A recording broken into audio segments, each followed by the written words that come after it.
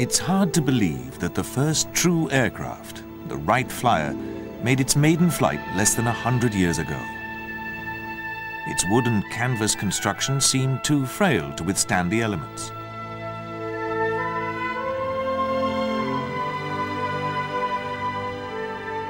The Flyer's 25 horsepower engine was unable to get it off the ground without the help of a makeshift catapult.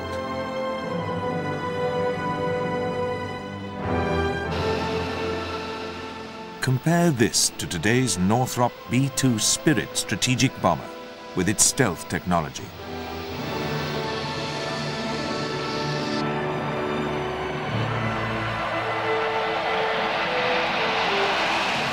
The B-2's 4 turbofan engines developed 76,000 pounds of thrust, lifting the 55-ton aircraft into the air with ease.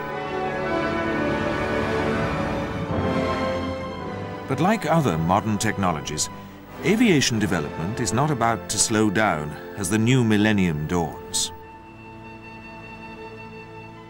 Rather, it is likely to accelerate even faster.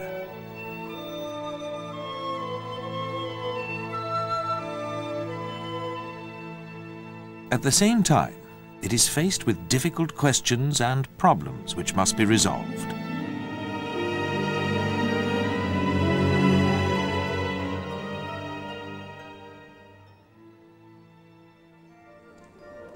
Some of the most critical question marks hang over the future of civil aviation. Ever more people are traveling by air, whether for business or for pleasure. This is putting increasing strain on the existing infrastructure, both on the ground and in the air.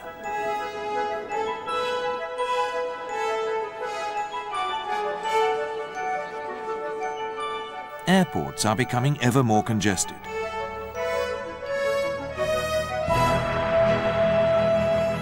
This is not only in terms of the number of passengers which they have to handle, but also in the growing number of daily flights operating in and out of them.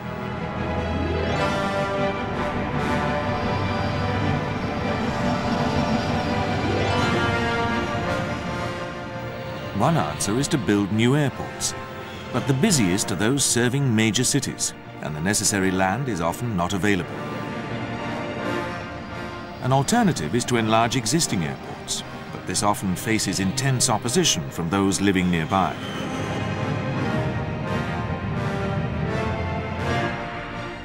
But larger aircraft carrying an increased number of passengers would mean fewer airliners in service. This was the rationale pursued by Boeing when they introduced their 747 Jumbo at the end of the 1960s. After some early doubts, the Jumbo jet has proved highly successful and is still in wide use. The latest Boeing 747 model, the 400, can carry some 420 passengers on long-haul flights. But a possible new generation of airliners will have a significantly larger capacity.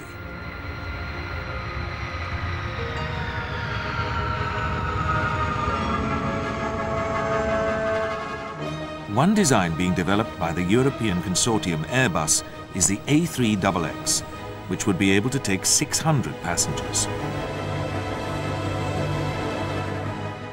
These would travel in even greater comfort than in today's Jumbos.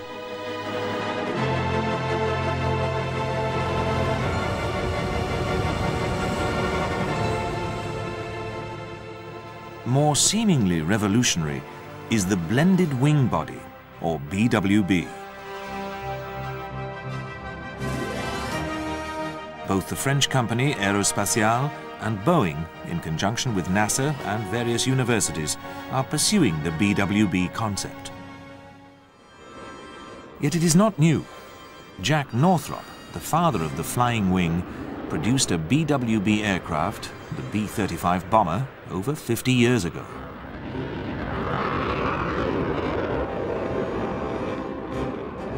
He also envisaged an airliner version with forward-looking panoramic windows, but it was considered to be too revolutionary for its day.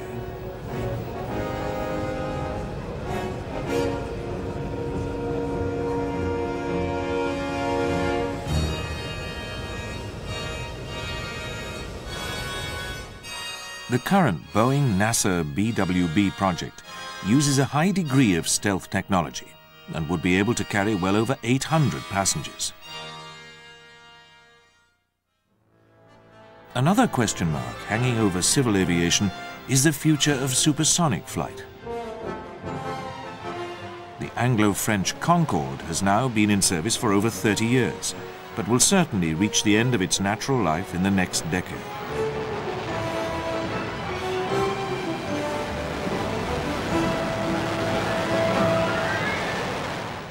Concorde's air routes have always been very restricted because of its noise levels. But a future supersonic airliner would have to meet even stricter pollution criteria than Concorde did 25 years ago. Nevertheless, the British and French are exploring a Concorde successor. So too are the Americans, in conjunction with the Russians.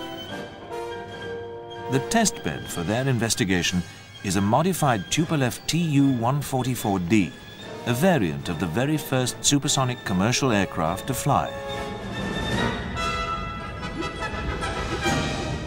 This Concordski began a series of flight experiments in the autumn of 1996, many of them designed to overcome the ever more stringent environmental restrictions.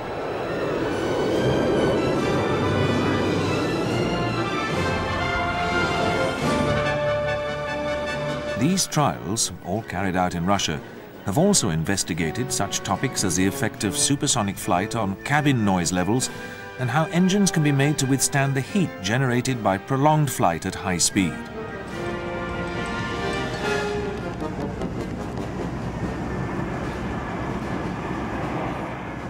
Thus, a new generation of supersonic airliners may yet be just around the corner.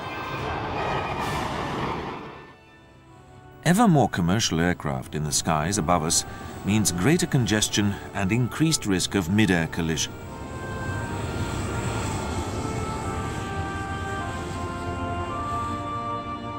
It is primarily for this reason that airliners fly down designated skyways.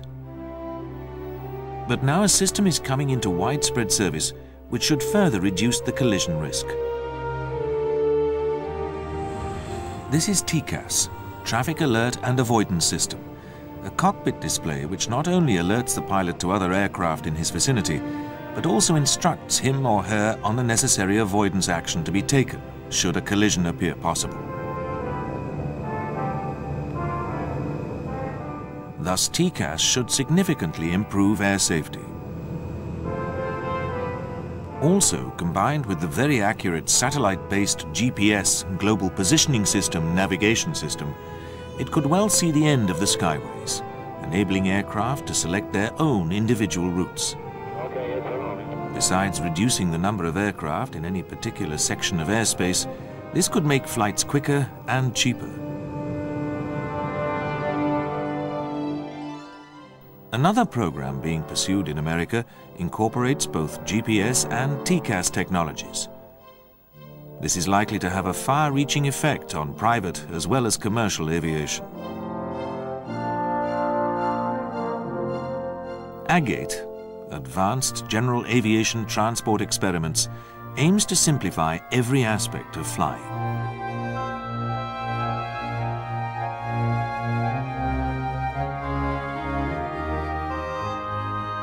The theory behind AGATE is that the pilot will merely feed his or her departure and destination airfields into a computer.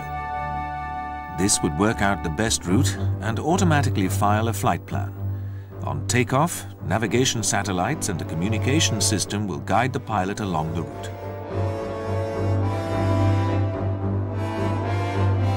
Via an easy-to-read screen, AGATE will also provide information on areas of bad weather and other aircraft in the vicinity. One attractive aspect of AGATE is its aim to reduce the number of cockpit instruments and controls. If successful, it will mean that flying an aircraft will be no more difficult than driving a car. Talking of this, the flying car that can overcome the congestion on roads has long been the dream of some aircraft designers. This model dates from the 1970s.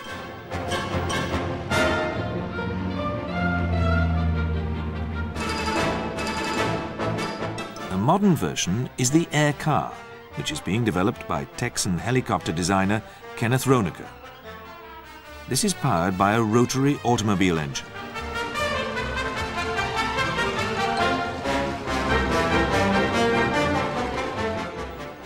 The Air Car has a significant advantage in its very small wingspan. This enables it to land quickly and safely in an emergency. Even so, the idea of flying cars leapfrogging tailbacks on the freeway is still difficult to reconcile with road safety. When it comes to air safety, another important aspect is countering terrorism.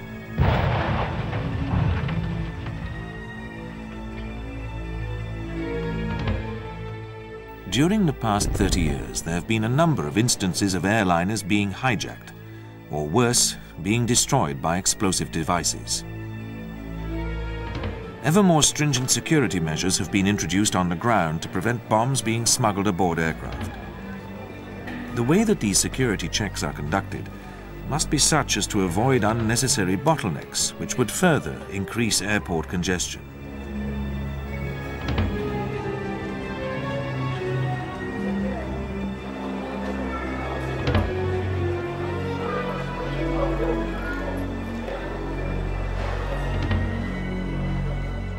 Yet the threat of another tragedy like the Pan Am Jumbo, which exploded over the little Scottish town of Lockerbie just before Christmas 1988, still exists.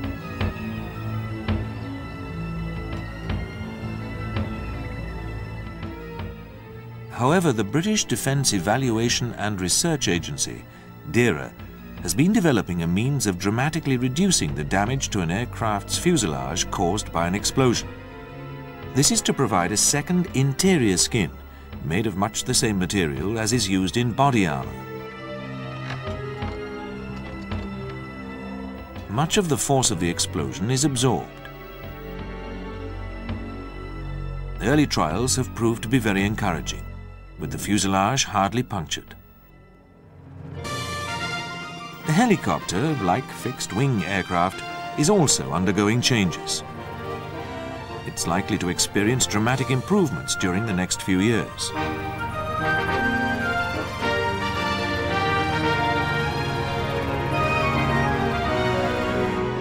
The NOTAR system, which uses compressed air rather than a tail rotor to counteract the torque of the main rotor, has already produced quieter and more maneuverable machines.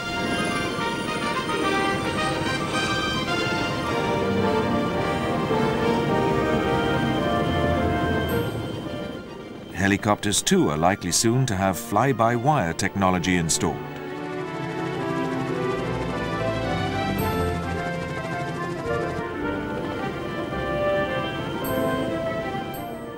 But at present the helicopter still suffers from one major limitation: its speed. The rotor blades can only turn at a certain rate before they become unstable.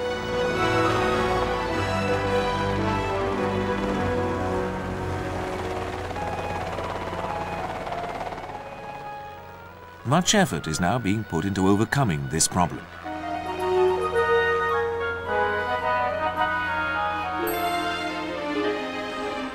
One solution is the tilt rotor, as exemplified by the Bell Boeing V-22 Osprey.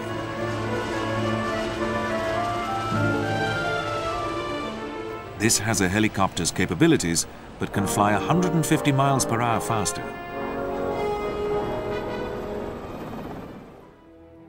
Moving to the more esoteric forms of flight, the golden age of the commercial airship apparently ended in May 1937, when the mighty German Zeppelin Hindenburg was destroyed as it came into land at Lakehurst, New Jersey.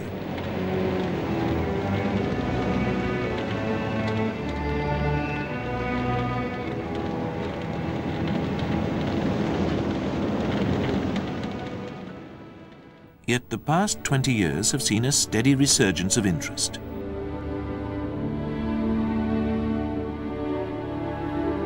Indeed, the airship has begun to seem almost commonplace. This is for both advertising and pleasure trips.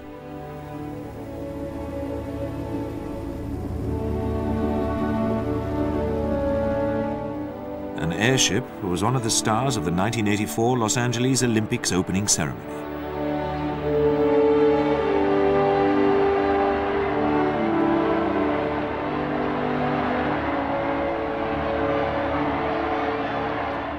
More recently, American police forces have trialed it as an aerial surveillance vehicle.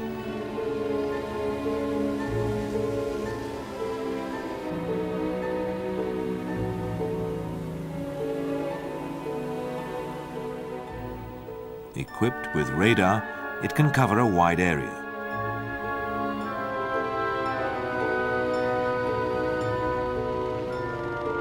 Navies too are reconsidering the airship for long-range maritime patrols, especially because of its ability to remain aloft much longer than a conventional aircraft.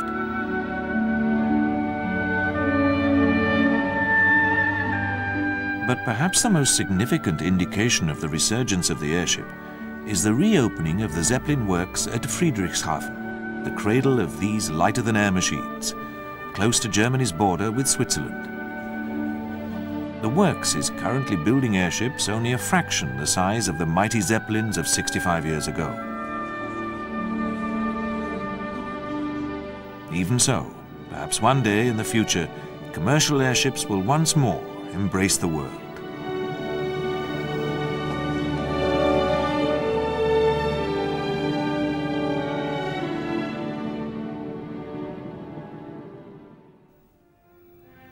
Whether human-powered flight has a future is another matter.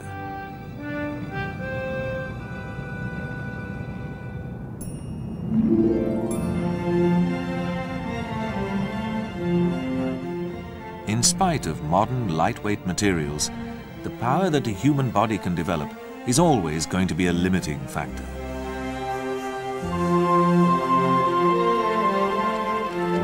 It may well be that the current human-powered flight distance record, the 73 miles achieved by Greek Kanellos Kanalopoulos in April 1988, will not be exceeded by much.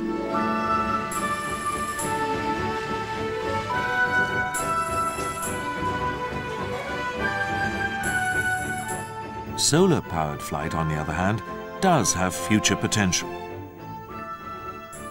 This is largely thanks to NASA's Environmental Research Aircraft and Sensor Technology, ERAST program, at its Dryden Flight Research Center at Edwards Air Force Base, California. The aim is to use remotely piloted solar-powered aircraft to fly at up to 100,000 feet for days at a time to carry out scientific monitoring of our planet. The first ERAST aircraft to fly was Pathfinder in 1993. This has already demonstrated one significant advantage: its ability to fly at ultra-slow speeds, as low as 15 miles per hour. Another relatively slow form of aerial transport is the balloon.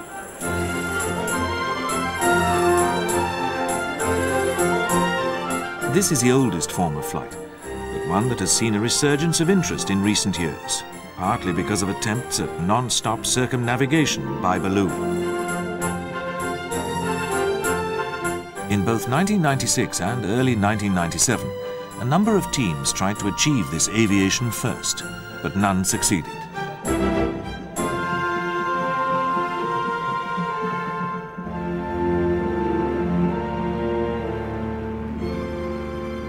The man who came closest was American Steve Fossett, who flew from St. Louis, Missouri to eastern India, a distance of 9,000 miles in 6 days.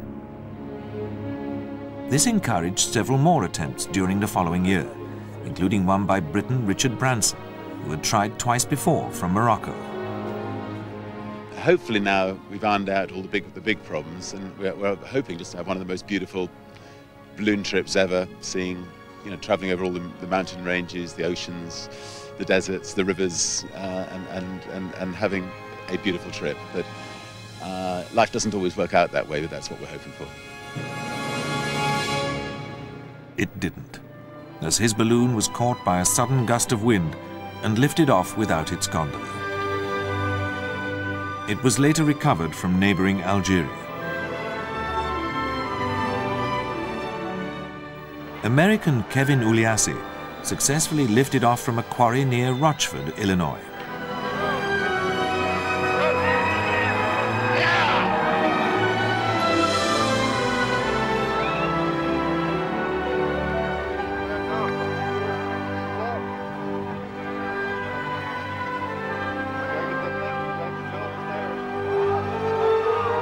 But Ulias's flight was to last a bare 3 hours, with technical problems forcing him to abort.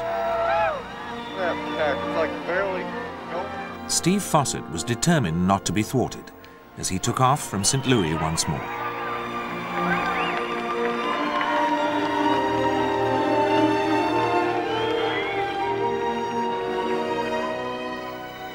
He initially made good progress across the Atlantic. But one of the problems for these balloon flights is obtaining timely clearance to enter the airspace of certain countries. In this case, Fossett, who was already experiencing difficulties with one of his gas burners, which was using up too much fuel, had to waste a day obtaining permission to overfly Russia. He was eventually forced to land near the Black Sea, having completed a third of his journey. Next came 2 more Americans, Dave Melton and Dick Rutan, who was unfazed by delays imposed by the weather. A little time to rest. I think we needed that. And the weather looks good. Track looks a little bit more than acceptable. And we're on our way. But shortly after takeoff, their balloon sprung a leak, and they were forced to parachute to safety. For Dick Rutan, this was a double disappointment. He had hoped to add the first circumnavigation by balloon to his achievement in co-piloting Voyager, the first aircraft to fly around the world non-stop without refueling, back in 1986.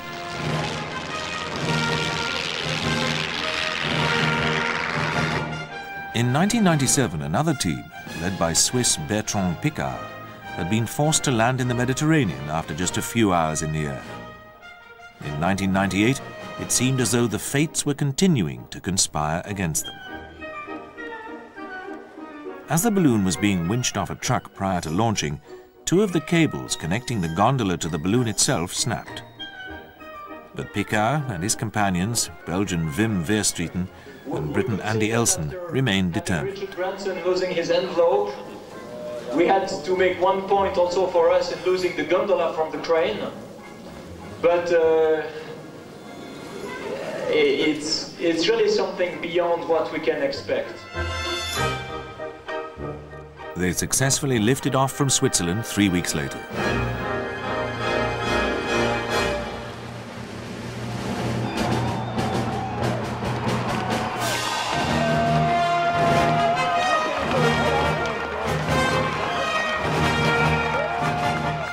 The crew soon had problems with a leaking hatch on their gondola, but pressed on.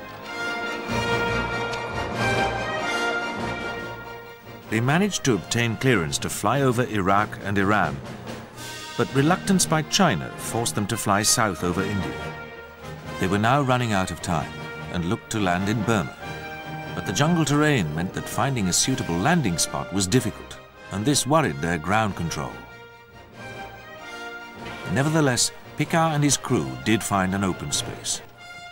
They were also able to rejoice in the fact that they had broken Dick Rutan and Gina Yeager's flight endurance record of 9 days by some 6 hours.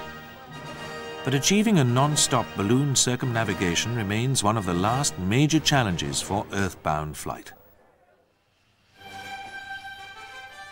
Moving on to military aviation, there are as many challenges to be met and questions to be answered as in the civil sector.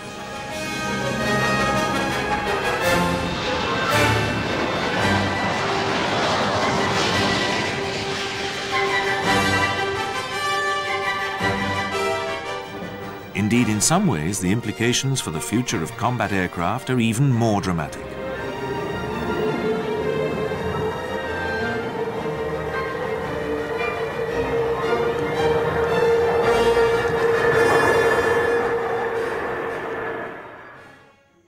The world of the 1990s has been marred by conflict and bloodshed in many regions, resulting in much suffering.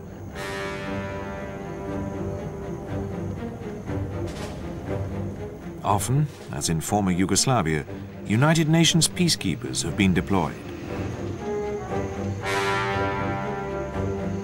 The 1991 Gulf War, on the other hand, witnessed international intervention forces conducting an all-out campaign to liberate Kuwait from Iraqi occupation.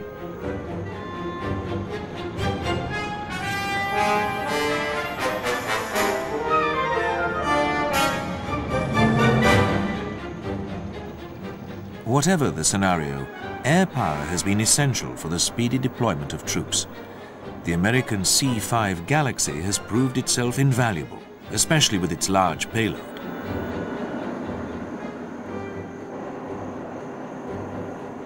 The C-5 does, however, require proper runways of sufficient length. This limits its use in more remote areas. But the US Air Force now has a new transport aircraft, the McDonnell Douglas C-17 Globemaster. This can carry 100 troops or a load like an M1 Abrams main battle tank, some 5,000 miles. It is also highly maneuverable.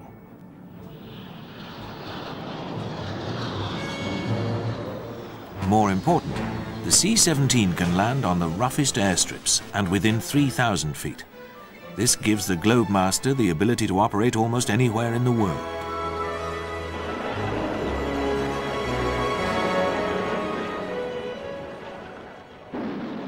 As for pure combat aircraft, specifically national types like the Swedish JAS-39 Gripen and the French Dassault Rafale may be the last of an era because of their cost to develop. This has forced European nations into collaborative projects, of which the latest is the Eurofighter.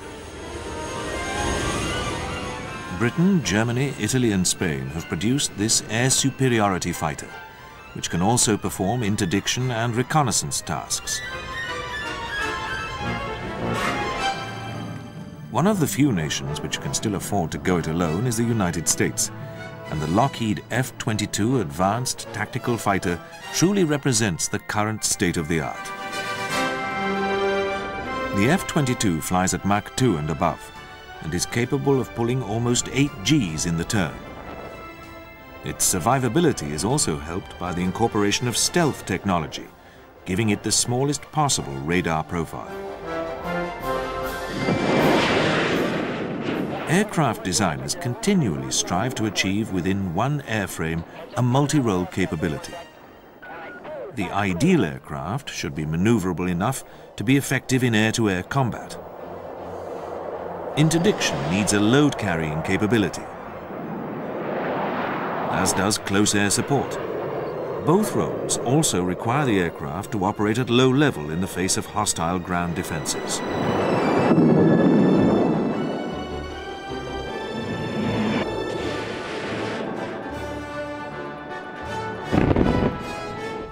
One now traditional approach to achieving a multi-role capability has been variable wing geometry, which is now incorporated in a number of aircraft types, like this Panavia Tornado.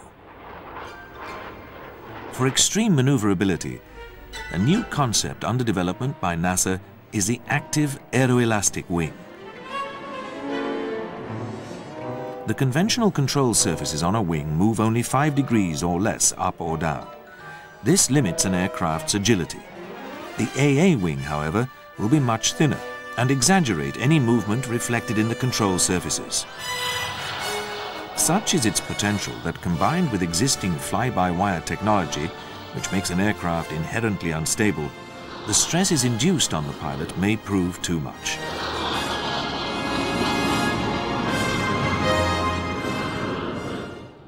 This is one reason why some now believe that the day of the manned high-performance combat aircraft may be almost over. This is by no means a new concept. Some people thought that the advent of the combat jet meant the end of the aerial dogfight, since the aircraft would be traveling too fast for the pilot to acquire and engage a target. Korea proved this to be wrong, as the battles between F-86 Sabres and MiG-15s showed. Then, in the late 1950s and early 1960s, with the advent of the first generation of surface-to-surface and surface-to-air missiles, others thought the same.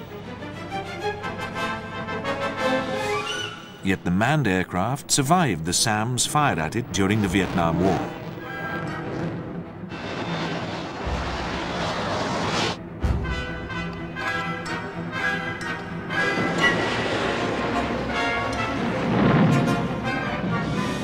"20 years later, the cruise missile demonstrated its pinpoint accuracy during the 1991 Gulf War. But the backbone of the massive air offensive against Iraq was still the manned aircraft.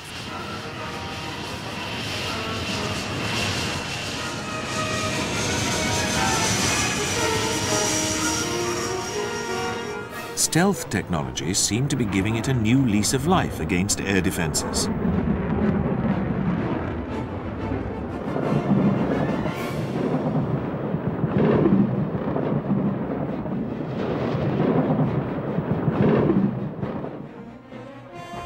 Nevertheless, increasingly the computer and information technology in general are taking over from the human being. Recent trials in America have shown that target and route information can be automatically fed into the computers of an F-15 without going via the pilot. This is thanks to communication satellites. But more wide-ranging than this is the concept of the remotely piloted vehicle, or RPV, now increasingly referred to as the uninhabited aerial vehicle, UAV.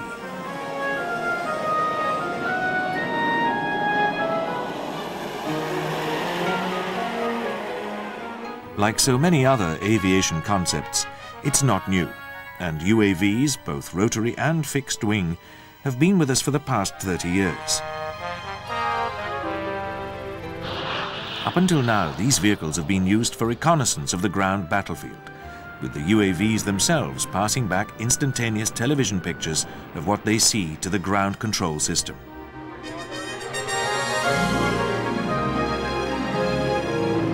Typical is the American Predator system, which has been put to good use in monitoring ceasefires in former Yugoslavia.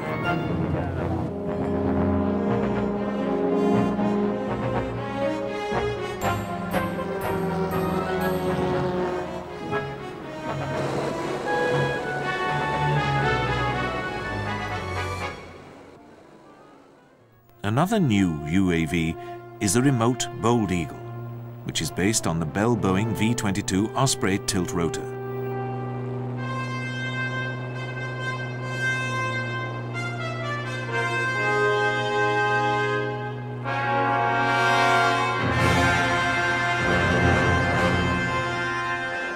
UAVs are now being developed to replace high-altitude spy planes like the U-2. Indeed, this global hawk will do all that a U-2 can do and more. It could carry out a 100% detailed survey of a country the size of Switzerland in just 2 days, beaming its pictures back to ground control.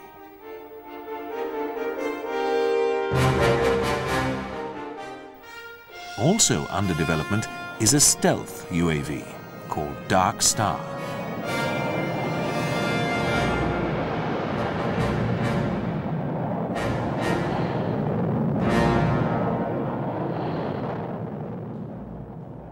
This would operate at lower altitudes than Global Hawk, checking out suspicious items identified by it.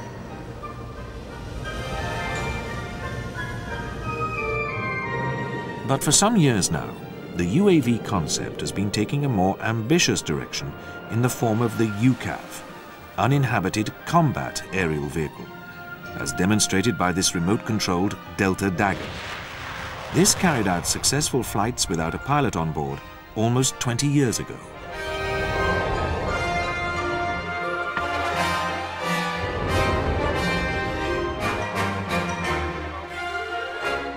UCAV means that design scope is not limited by the need to include a cockpit, which restricts flight performance. It also overcomes the growing problem of pilot mental and physical stress.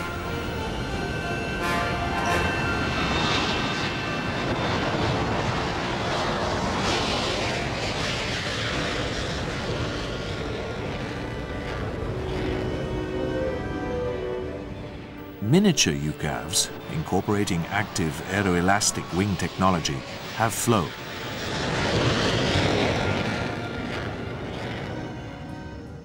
These have shown themselves capable of standing up to forces 18 times that of gravity. Since a human being cannot take more than 10 Gs, UCAV aircraft can carry out maneuvers which would be impossible if a human pilot was on board. This means increased survivability for the aircraft.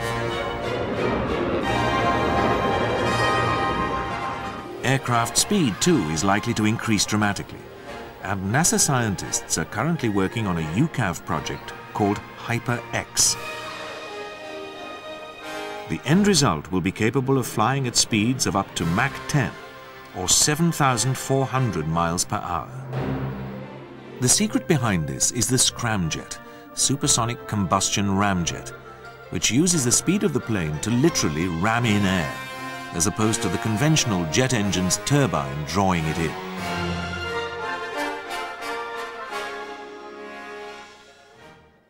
In the early 1980s, President Ronald Reagan revealed his Strategic Defense Initiative, SDI, better known as Star Wars.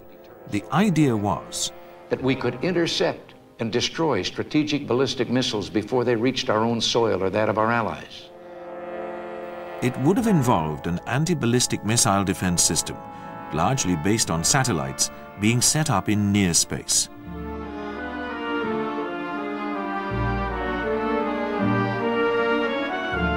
At the time, however, many considered that the cost of developing it was impossibly high. Furthermore, given the technology of the time, they thought it barely feasible.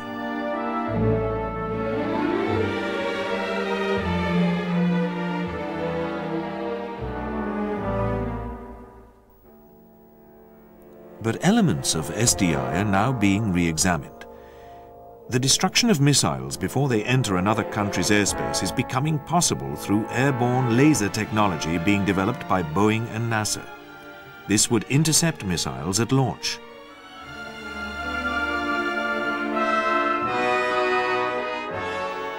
So precise and accurate would the system be that not only would the warhead be destroyed, but the debris would land back in the country that launched the missiles. The ever-growing dependence of defense on satellites for communications, navigation, and intelligence gathering has triggered the realization that they must be defended in time of war.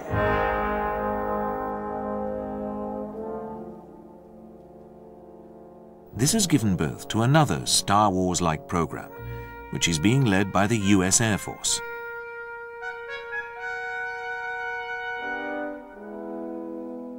This is the Space Maneuvering Vehicle, or SMV.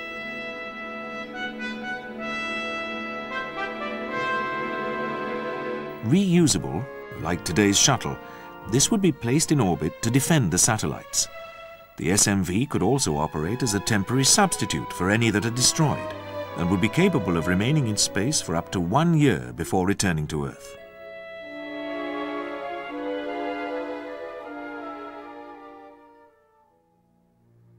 Yet the current emphasis in spaceflight is still on peaceful exploration.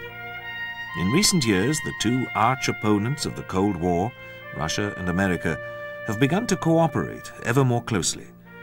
Indeed, a number of American astronauts have now spent time in the Russian space station Mir. Furthermore, Mir's successor, Space Station Alpha, is a truly joint project and will consist of not just American and Russian modules, but European and Japanese as well.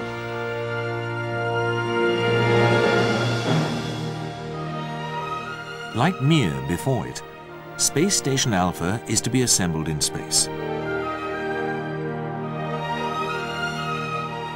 Once it is fully operational, it will be permanently manned by 6 astronauts at a time. Much effort is also being put into a new generation of space shuttles. Termed reusable launch vehicles by NASA, they will differ from the current shuttles in being launched under their own power, rather than being reliant on a rocket to get them into space.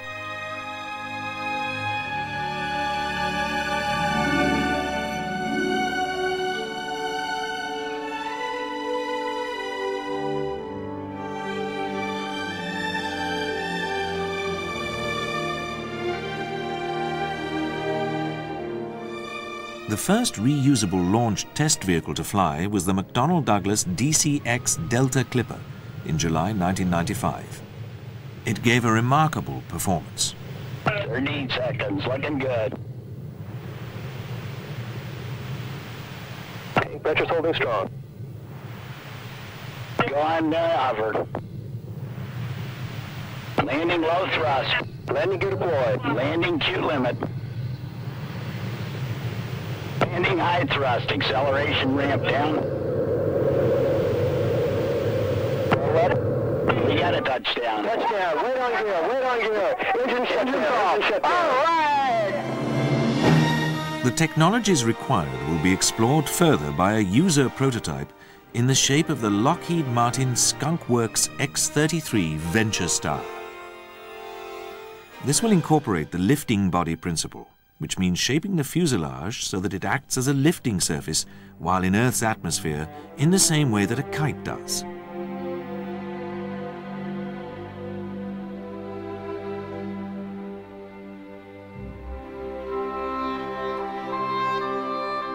The use of lifting bodies in space is not, however, new, with the 1960s HL-10 lifting body contributing much to the technology which went into the current American space shuttle.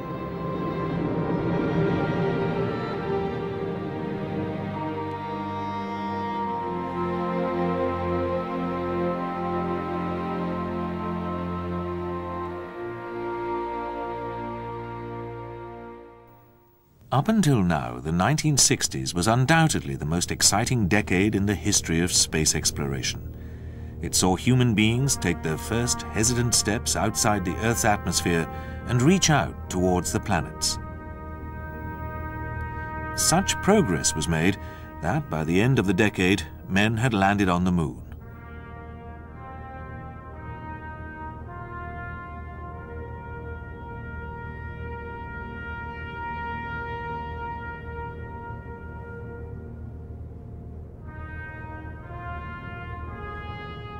Now, some 30 years on, the landing by Pathfinder on Mars on the 4th of July 1997 has rekindled public interest in space.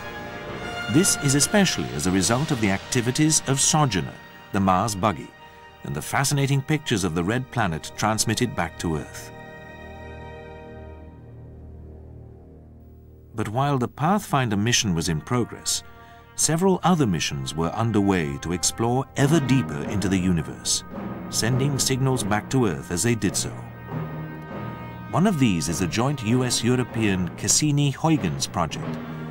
After orbiting Venus and flying by Jupiter, it is due to reach Saturn in 2004. Huygens will then detach from Cassini and land on Saturn's largest moon, Titan, whose true nature is obscured by the dense atmosphere which surrounds it.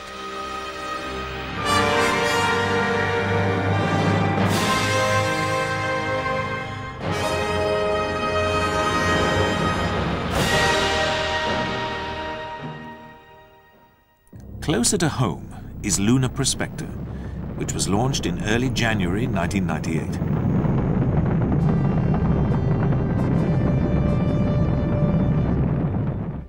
It is, for the first time in 25 years, carrying out exploration of the Moon. This is being done by orbiting it and mapping the chemical makeup of our nearest neighbor, as well as its magnetic and gravity fields.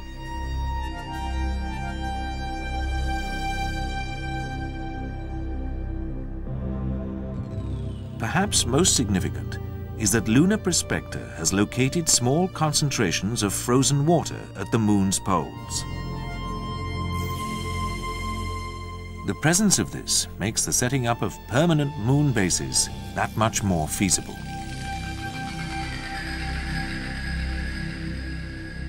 For it is the colonization of other planets which ultimately provides the most exciting prospect for the foreseeable future of space exploration.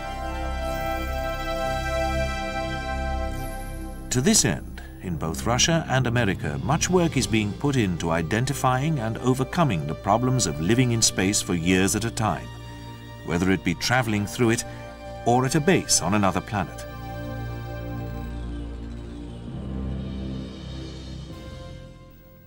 The experience gained through Mir, with astronauts spending many months on board at a time, has been invaluable in this work.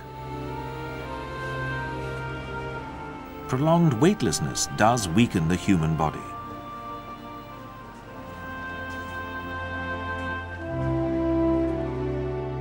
The space scientists have found that this can only be overcome by taking regular exercise, which is what happens on board Mir.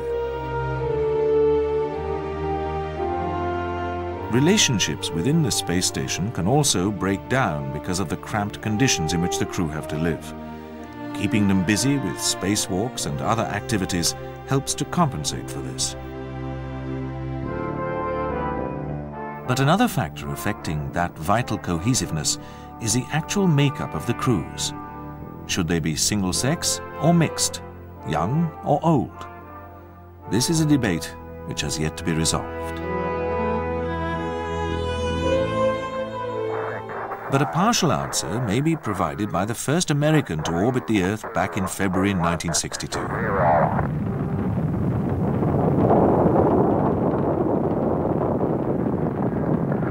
Roger, the clock is operating. We're underway. You're loud and clear. Now, over 35 years later, Senator John Glenn, as he is now, has volunteered to go back into space on a shuttle mission to study how space affects old age. While space stations orbiting near Earth can be replenished by supply ships, missions to more distant planets like Mars will take years, and no spaceship could carry sufficient supplies to cover a voyage of this length. Food and water must therefore be produced on board.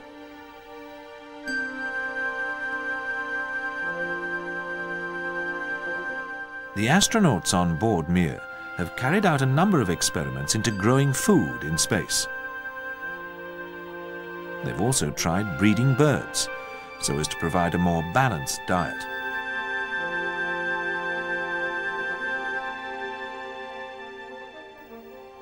But both these and the crops need to adapt to weightlessness. As for the provision of liquids, in America they've been developing systems which will even turn bodily fluids back into drinking water. But what happens if an astronaut falls ill and needs surgery? Apart from the need for a crew member to be versed in this, the difficulties of carrying out operations in space are only too apparent.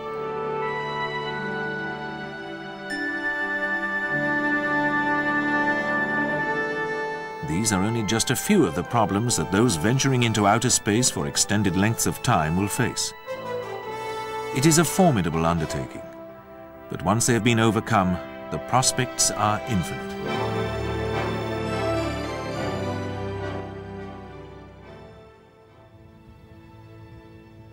During the 20th century, flight has advanced at a rate which could have been scarcely imagined by the early pioneers.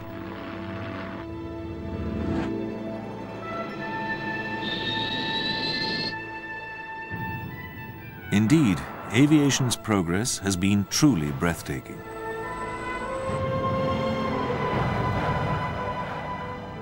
Yet the new millennium will see flight in all its forms advance even more rapidly.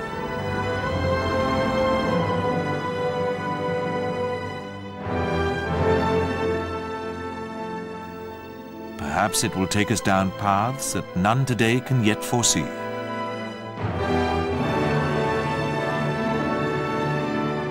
But whatever the future holds, flight is already established as one of humanity's greatest endeavors.